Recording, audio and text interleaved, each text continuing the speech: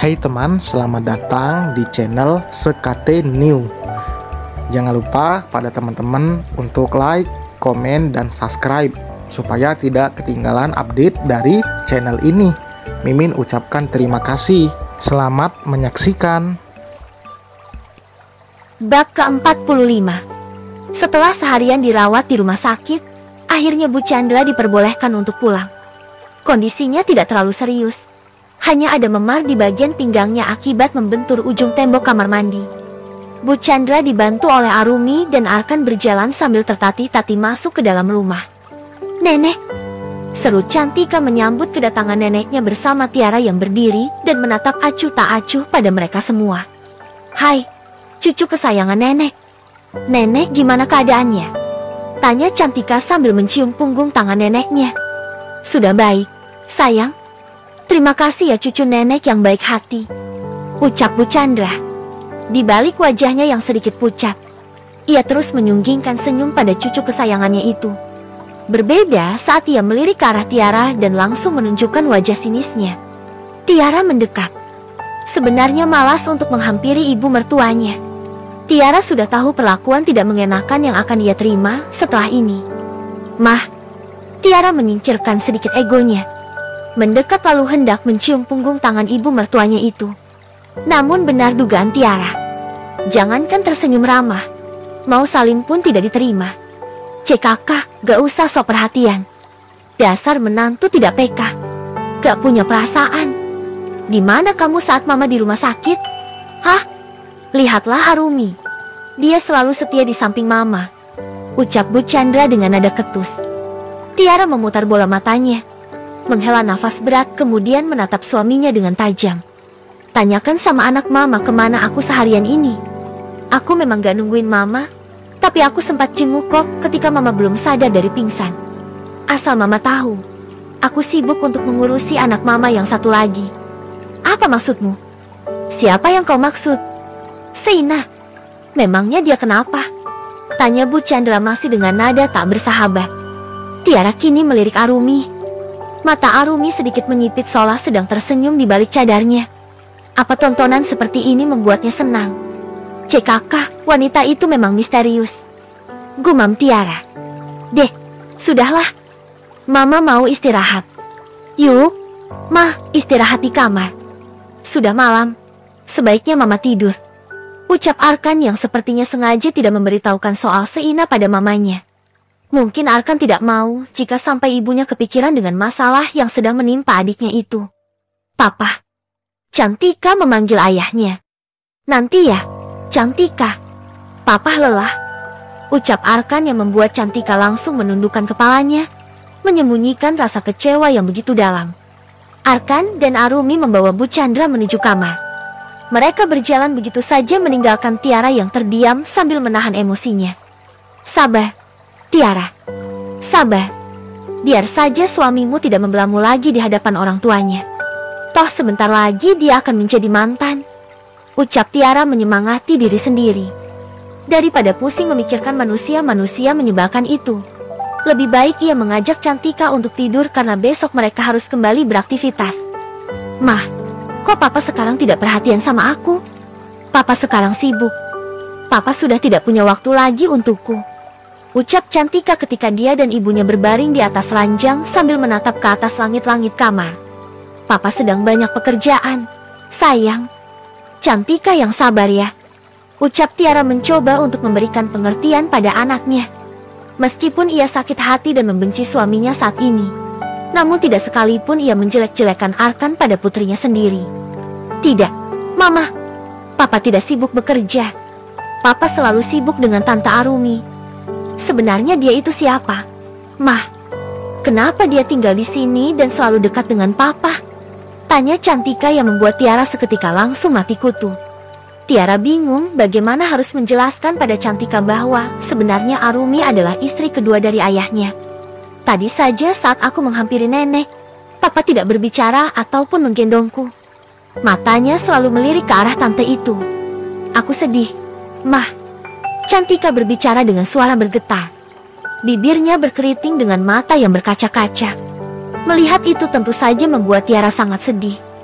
Tiara merubah posisi tidurnya dengan menyamping ke arah Cantika lalu memeluk tubuh mungil putrinya itu dengan erat. Cantika, apapun yang terjadi nanti, Cantika tidak boleh bersedih ya. Ada mama yang akan selalu ada buat kamu. Mama akan berusaha membahagiakan Cantika, ucap Tiara seraya mengecup kening putrinya itu. Cantika mengangguk kemudian menenggelamkan wajahnya pada dada ibunya dan menangis terisak-isak seolah begitu sakit hati karena merasa perhatian ayahnya telah terenggut. Aku sayang mama. Papa jahat.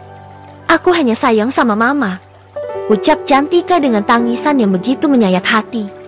Tiara menghela nafas sesak. Ia mengelus rambut lembut putrinya sampai isakan itu berhenti dan Cantika tertidur dalam pelukannya. Lihatlah anakmu, Mas. Bukan aku yang membuat Cantika membencimu. Sikapmu sendiri yang sudah berubah. Aku telah mencoba menutupi kebusukanmu pada anak kita, tapi kamu sendiri yang telah mematahkan hatinya. Ah, sakit sekali kepalaku. Kenapa, Mas? Enggak tahu nih. Mungkin kelelahan. Mas lagi banyak masalah, pusing sekali, ucap Arkan ketika dirinya dan Arumi sudah masuk ke dalam kamar. Mau aku pijat, Mas? Arumi mendekat. Ia tidak menyia-nyiakan kesempatan dalam kesempitan. Boleh deh. Arkan membaringkan tubuhnya, membiarkan Arumi memijat kepalanya yang memang terasa berdenyut karena memikirkan begitu banyak masalah yang mendera keluarganya saat ini. Arkan sudah menanyakan soal Seina pada Tiara lewat telepon sebelum ia pulang dari rumah sakit. Tiara mengatakan jika Seina ditahan sementara sampai korban dari kekerasan yang dilakukan adiknya itu mau mencabut laporannya. Tiara juga mengatakan jika ia sudah menemui korban bernama Manda itu. Tante Manda mengatakan jika ia akan mempertimbangkannya. Mas, aku mau mandi dulu ya, ucap Arumi yang membuyarkan lamunan suaminya. Arumi masuk ke dalam kamar mandi, memakai wangi-wangian dan menyemprotkan parfum ke sekujur tubuhnya. Malam ini, ia ingin bermesra-mesraan setelah sekian lama mereka tidak melakukannya karena Arumi yang sebulan yang lalu keguguran. Wanita itu keluar. Ia menggunakan lingerie berwarna merah menyala. Arkan yang memang belum tertidur langsung terbelalak. Matanya membulat sempurna dan jakunnya naik turun tatkala melihat wanita yang selalu tertutup itu kini begitu seksi dengan balutan pakaian dinas untuk perempuan itu. Deh, kamu. Mas, apa ini cocok untukku? Tanya Arumi manja. Rambutnya ia biarkan tergerai. Wanita itu duduk di samping suaminya, lalu membelai dada bidang Arkan dengan lembut dan manja. Kau cocok. Kamu cantik sekali, sayang, ucap Arkan. Seperti seekor singa kelaparan, Arkan bangkit kemudian.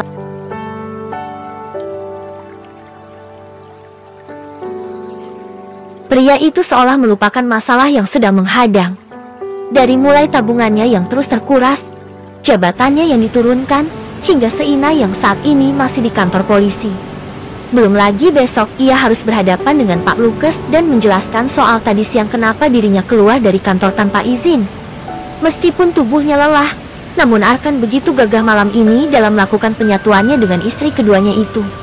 Ia seolah ingin melampiaskan hasrat yang beberapa hari terpendam gara-gara tidak diberi jatah oleh Tiara. Bukan hanya sekali, malam itu mereka melakukan hingga beberapa kali. Berbagi peluh dan saling melepas rasa rindu. Kenikmatan dunia yang membuat Arkan lupa dengan segalanya. Keesokan harinya, mentari mulai merangkak naik. Arumi seperti biasa menyiapkan sarapan untuk semua penghuni rumah itu.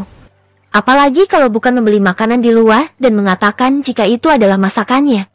Duh, menantu mama ini memang sangat rajin ya. Terima kasih ya, sayang. By the way, keramasan nih. Aduh segernya. Ledek Bu Chandra yang sudah terlihat bugar meskipun jalannya masih terpincang-pincang. Wanita itu mengatakan dengan sengaja soal keramas saat Tiara datang. Seolah ingin memanasi Tiara. Wajah Arumi seketika merona. Mama, bisa aja. Biasa ini Mas Arkan. Mah, ucap wanita itu dengan malu-malu. Tiara duduk kemudian menyeruput susu hangat yang disajikan oleh Sri untuknya. Ia seolah tidak peduli dengan obrolan dua manusia itu. Aku bangunin Mas Arkan dulu ya, Mah. Gak usah, sayang. Kasihan Arkan. Dia pasti lelah habis itu sama kamu, ucap Bu Chandra lagi. Kata-kata yang seharusnya tidak diucapkan oleh mertua yang baik jika dia menghargai perasaan menantunya yang lain. Tapi lagi-lagi Tiara tidak peduli. Toh sebentar lagi dia juga tidak akan menjadi menantu Bu Chandra lagi.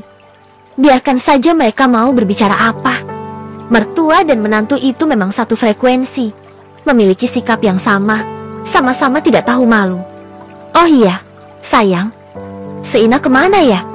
Kok dari kemarin tidak kelihatan? Dia juga tidak mengunjungi mama di rumah sakit. Bu Chandra baru menyadari jika anak bungsunya tidak terlihat batang hidungnya sejak kemarin. Mah, Seina lagi pergi jalan-jalan sama suaminya. Ucap Arumi sedikit gugup. Ia mendapatkan pesan dari Arkan agar jangan memberitahu soal Seina pada ibunya. Khawatir Bu Chandra akan syok dan berpengaruh pada kesehatannya. Anak itu memang kebiasaan. Suaminya itu selalu saja ngajak dia jalan-jalan. Beruntung sekali Seina dapetin Reno. Meskipun Reno sempat tertipu, tapi Mama yakin secepatnya Reno akan mengembalikan uang itu. Mama sangat mengenal Reno. Dia pria yang sangat baik. Ucap Bu Chandra yang membuat Tiara langsung tersenyum miring tanpa berniat untuk berkomentar. Hahaha, makan tuh menantu baik hati. Lagian si Arumi, dia kan tahu kalau berbohong itu dosa. Kenapa dia bohong sama Mama dan tidak bilang aja kalau si Seina ada di kantor polisi? Masa bodoh? Bukan urusanku. Gumam Tiara sambil menyantap roti yang ia oleskan selai kacang kesukaannya. Padahal Arumi sudah menyediakan sarapan untuk Tiara juga. Namun Tiara enggan untuk sekedar mencicipinya. Astagfirullah. Kalian kenapa nggak bangunin aku sih? Mereka semua langsung menoleh ke arah Arkan yang berlari menuju meja makan dan masih mengenakan piyama tidur. Piyama yang kancingnya bahkan copot di bagian atas. Bagian dadanya yang terbuka memperlihatkan beberapa titik merah di area sana. Arkan tidak menyadarinya. Ia berjalan menuju meja makan dan langsung bertanya pada semua orang kenapa tidak membangunkannya padahal ia harus bekerja hari ini. Mas, tutup itu. Arumi menunjuk ke bagian dada Arkan. Jujur saja ia malu karena ketahuan telah meninggalkan tanda cinta di area sana. Astagfirullah. Arkan yang menyadari itu langsung mengancingkan piyama tidurnya. Seketika ia langsung melirik ke arah Tiara yang sama sekali tidak menunjukkan ekspresi marah ataupun cemburu. Bodoh amat. Kalian pikir aku cemburu? Gitu aja bangga. Dasar memalukan. Kampungan. Ucap Tiara dalam hati. Arkan, ngapain bangun sih? Sudah tidur lagi saja. Kamu pasti lelah, kan? Bu Chandra meminta agar Arkan beristirahat kembali. Aku harus kerja, Mah. Aku gak boleh telat. Ucap Arkan panik. Ia langsung menyeruput teh manis hangat dan bergegas untuk membersihkan diri. Kenapa takut telat? Kamu kan Ceo. Biasanya juga suka telat. Ucap Bu Chandra heran. Sudahlah, Mah. Aku gak punya banyak waktu. Tiara, tolong siapkan pakaian Mas ya. Aku gak bisa, Mas. Aku buru-buru. Ucap Tiara kemudian bangkit dari duduknya. Tiara bergegas naik ke lantai atas menuju kamarnya tanpa pamit dan menemui Cantika yang sedang bersiap-siap untuk berangkat ke sekolah. Biar aku saja, Mas. Arumi ambil kesempatan lagi. Ya, terserah. Cepat ya, Mas buru-buru. Arumi mengangguk kemudian bergegas menuju kamar untuk menyiapkan pakaian kerja suaminya. Ia sedikit cemberut. Padahal hari ini ia ingin bermesraan lagi dengan suaminya itu. Aneh sekali. Mas Arkan itu kan CEO. Kenapa dia nggak libur saja sih buat temenin aku?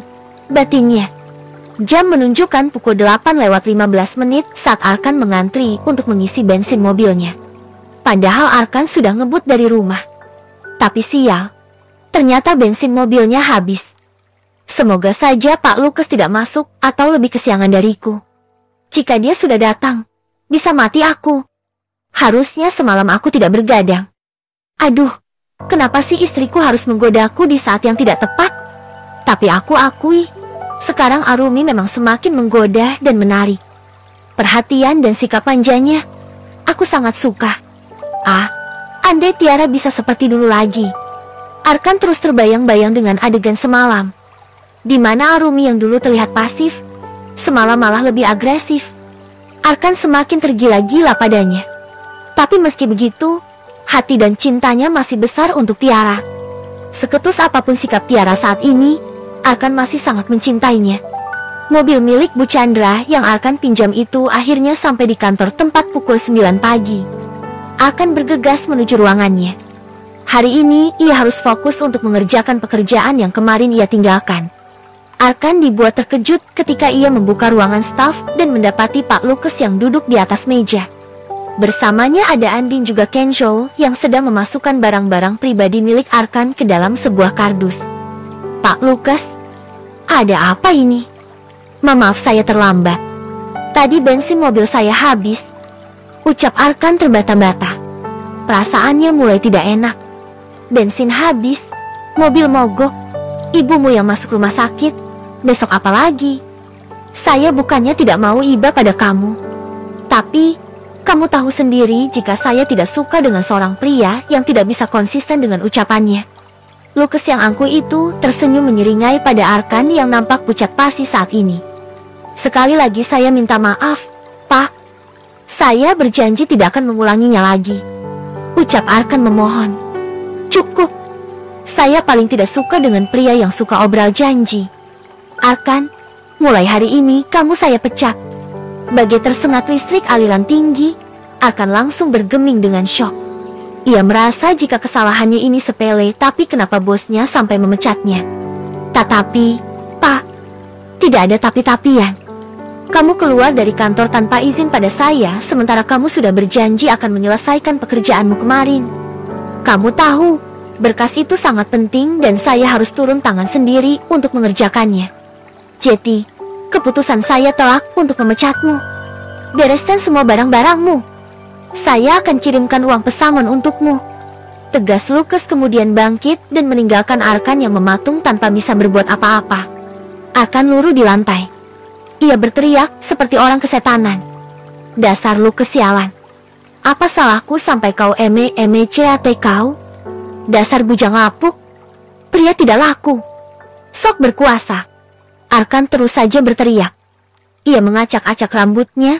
Tentu saja ia sangat frustasi karena secepat ini dirinya dipecat dan dengan cara yang tidak hormat.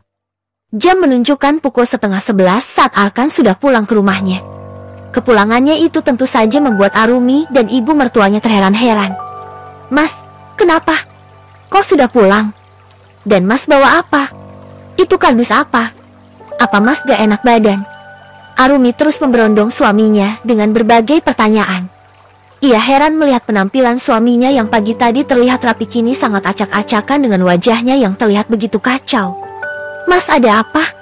Tanyanya lagi yang tidak digubris sama sekali oleh Arkan. Pria itu berjalan masuk dengan lunglai. Arkan kamu kenapa sih? Kayak orang kesambet begitu. Tanya Bu Chandra yang duduk di sofa ruang keluarga. Ia sama herannya dengan Arumi karena Arkan berjalan dengan pandangan yang kosong. Pak Arkan ini ada titipan buat Bapak. Tadi ada yang mengantar ini. Sri tiba-tiba menghampiri Arkan. Mengulurkan amplop coklat yang ia terima dari kurir pos. Seketika Arkan yang hendak menaiki tangga itu langsung menghentikan langkahnya. Kardus berisi barang-barang pribadinya dari kantor ia letakkan di lantai. Tanpa mengucapkan sepatah kata pun, Arkan menerima amplop coklat di tangan Sri. Mas itu apa?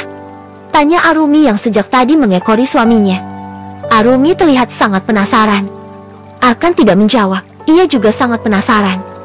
Pria itu langsung membuka lipatan amplop coklat yang diberikan Sri tanpa bertanya siapa pengirimnya. Arkan merogoh secari kertas di dalam amplop tersebut. Ia dan Arumi membacanya dengan seksama. Kedua matanya membola. Tangannya langsung bergetar hebat. Pengadilan agama. Tiara. Bersambung.